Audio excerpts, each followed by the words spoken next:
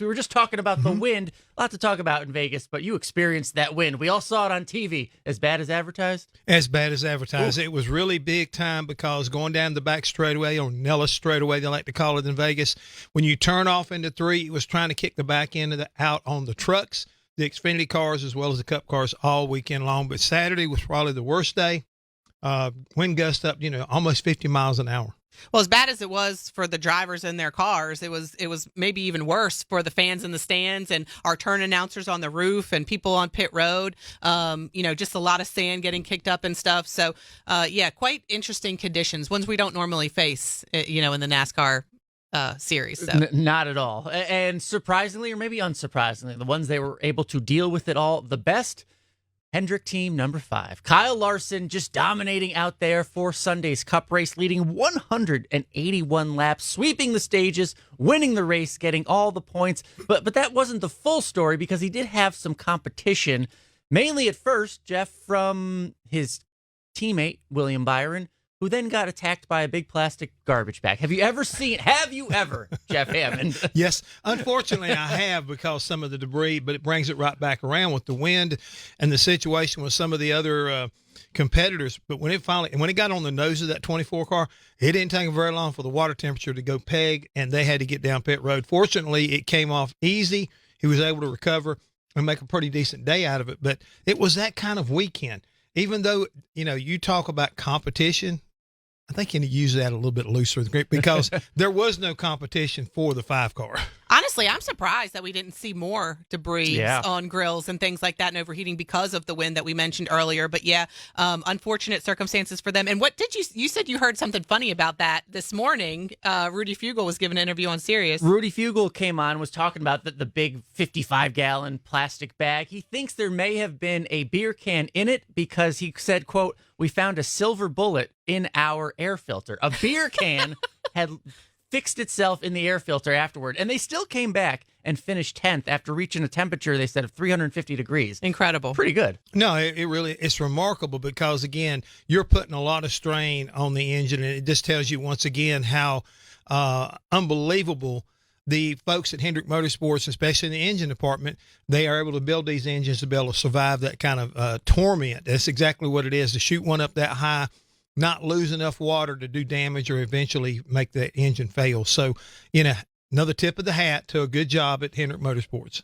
Yeah, well, it kind of took William Byron out of contention for the win. But look, again, the stats say Kyle Larson dominated, which he did. But toward the end of each stage, toward the end of the race, Tyler Reddick was coming. It wasn't as uncompetitive as some of these numbers may say. There was a race at the end, and it got a little almost a duel, right? I mean, Kyle Larson in the lead, Tyler Reddick trying to do what he had to do, and there was some defense, there was some offense. It was a better race than 181 laps led by Kyle Larson. Yes, that is very true. It's interesting because it was at the end of every stage and at the end of the race, it seemed like we were replaying the same thing with Reddick trying to catch Larson, and he would get to a certain point. He would catch him really, really fast and then get to a certain point, and then just not be able to get past that insurmountable dirty air, as they call it. And Kyle Larson talked about mirror driving and knowing which lines to take and not take. And he said he made a few mistakes, but in the end, obviously, he was able to do it pretty well. Yeah, and we have some sound from Kyle Larson. Let's hear from the winner on what he had to do in those closing laps to get the win. I thought I had a decent gap, I don't know, with 8-ish laps left. I was like, okay, I need to get going up top in 3 and 4. That was the wrong move, and it really allowed him to get much closer to me. And then I was like, crap, all right, now I got to block. Jeff, you've watched your drivers try to close out a race before. Mm-hmm. This driver, Kyle Larson, describing you're having to look out of the windshield, but also look in the rearview mirror at the same time. What's that like as a crew chief watching your driver and knowing a driver can be able to do both things? Well, one thing you don't want to lose sight of is the fact that they have a co-pilot. And what I mean by that, they have a spotter up on top who is helping the driver. He's able to focus on hitting his marks, but they'll give him, hey, he's going high, he's moving back low. So he's allowing you to be focused, and when you break your attention for that moment, you do look in the mirror and you see where he's headed, and you're able to slide up there and make it look like it's a dance, you might say. And that's really what was going on, is that, and you can see the frustration in Tyler Reddick's interview also, the fact that he was good but he wasn't good enough. They were good, but they weren't good on pit road, because that was about the only place he was going to be able to get maybe ahead of the 5 car and maybe give him a run for his money. Because when you break it all down, there were 24 different leaders, during the course of the race. But the main thing was nobody really got around the 5. No, and it was tough. And we have Tyler Reddick. We talked to him after the race, and it came down to pit road. Tyler Reddick was good on the long run, but just couldn't get past the 5 car. Car was good enough. Team did a great job. Where we could have probably at least made an attempt to get around him was, earlier in the race on the green flag cycles. If I would have just kept my track position and not screwed it up at the end of stage 1, that's probably the difference, honestly.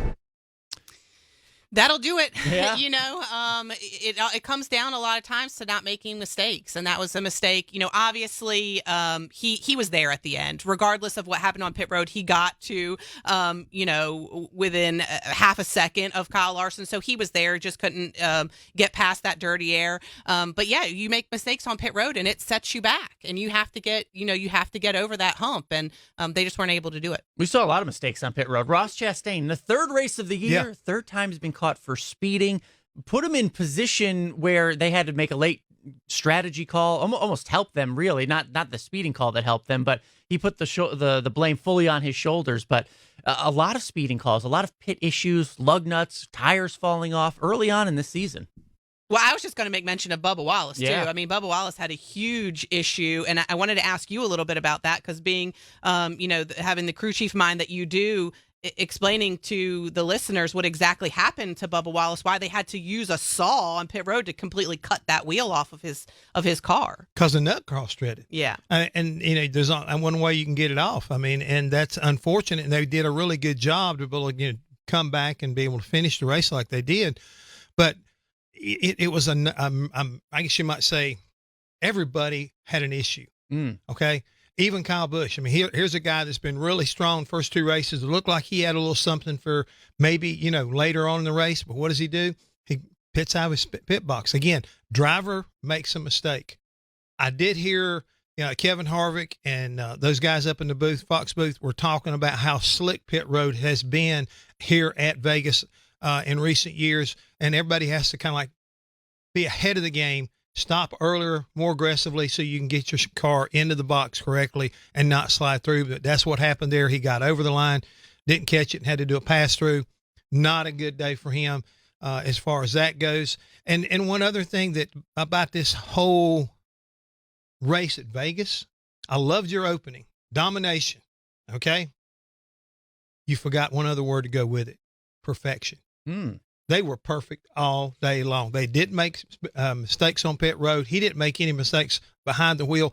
And we've seen this in recent years. When they get like this, they usually just wear everybody out, just like it did last year at the All-Star event. Once he got his car working on the outside, nobody could run with him. And that perfection, that's why it's hard to sometimes assess, is this just Hendrick and Larson perfection? And what I mean by that is, we all talked about the new noses for the Toyota and the Fords, right? Tyler Reddick comes in second in a Toyota, Ryan Blaney in third in a Ford. So we have Chevy, Toyota, Ford. The parity seems there. But how much did we learn yesterday about the Ford and the Toyota? They were second and third. That's good. But is that a disadvantage in their cars, or is that just Hendrick being Hendrick? It's hard to tell. Yeah. Only 3 races into the season. I certainly think, them winning 2 out of the 3 races, you can say it's just Hendrick being Hendrick in their 40th anniversary season. But then, you look at some of the other drivers that you would have expected to be up there that maybe aren't. Chase Elliott, I would have expected to see a little bit more out of him. Alex Bowman, maybe a little bit more out of him. So can you then say that's just Hendrick being Hendrick, or is that Kyle Larson being Kyle Larson and William Byron being William Byron? I did like that, because Chase Elliott came home 12th. He did get some stage points in stage 2, Jeff, but Alex Bowman in 18th. What do you make of, you go back to the shop, you're a competition meeting on a Monday, Tuesday, what have you. Half your team, Byron and Larson, running lights out, getting all the victories. If you're those other 2 drivers, what kind of questions are you asking, you think, if you're Team Hendrick? When's it my turn? I mean, that's really about it, what it boils down to. And folks, I will point out one other thing. What did we learn these first 3 races? Chevrolet's still fast. I mean, that's the thing is, when it all boiled down to all the nose changes between the other 2 manufacturers, to me, racing Toyota, I think, is better. Okay, they're able to come from the back, and when I say that, ever since the beginning of the season, they have not showed any speed in qualifying. They've really struggled as far as that's concerned. But when it comes time to drop the green flag, they make their way up through there. You know, they're in contention. Denny Hamlin's run fast. We talked about Tyler Reddick. He was running him down, but he couldn't catch him and pass him, but he's still in the hunt. Ford the same way. Joey Logano was on the pole, but he only led like 2 laps all day long. After they passed him, I mean, they pretty much they struggled, or they got in their rhythm, however you want to call it. But Chevrolet has definitely got their act together. The first 3 races this year, the bow tie has brought home the gold. You know, in your opinion, Jeff, like, you know, obviously you think of Ford and you think of Toyota having these new noses. What's the learning curve on that? You know what I mean? How long before, because you even have guys in the Chevrolet camp say, yeah, we're good. Yes, we've swept the races, but we know those guys are going to close the gap. How long does it take for that gap to close?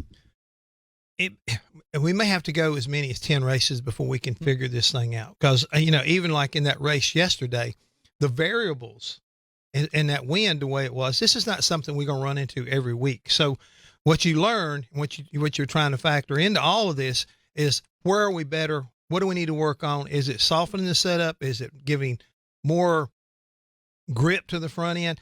All these things have got to be proven on the racetrack. That's the problem I see right now. And until we get back here to North Carolina after COTA, we may have a better assessment. Chevy dominates out in the desert, but not a bad day for the Toyotas. Tyler Reddick in second. Ty Gibbs gets a top 5 in fifth. Martin Truex Jr. in seventh. Denny Hamlin in eighth. Eric Jones, 14th. John Hunter Nemechek, 22nd. Christopher Bell had a few issues during the race, 33rd. And Bubba Wallace, with his issues on pit road, comes home 35th. That's the Toyota Performance Report presented by Toyota. For the latest Toyota racing information, visit toyotaracing.com. When we come back on Fast Talk, what do we know